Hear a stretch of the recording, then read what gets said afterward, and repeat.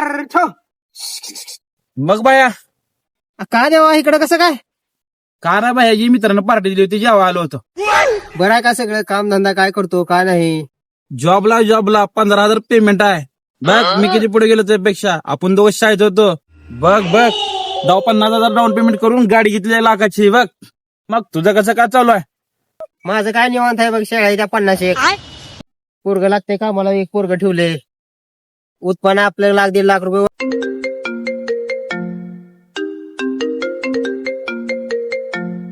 Hello हा नमस्ते बोला की.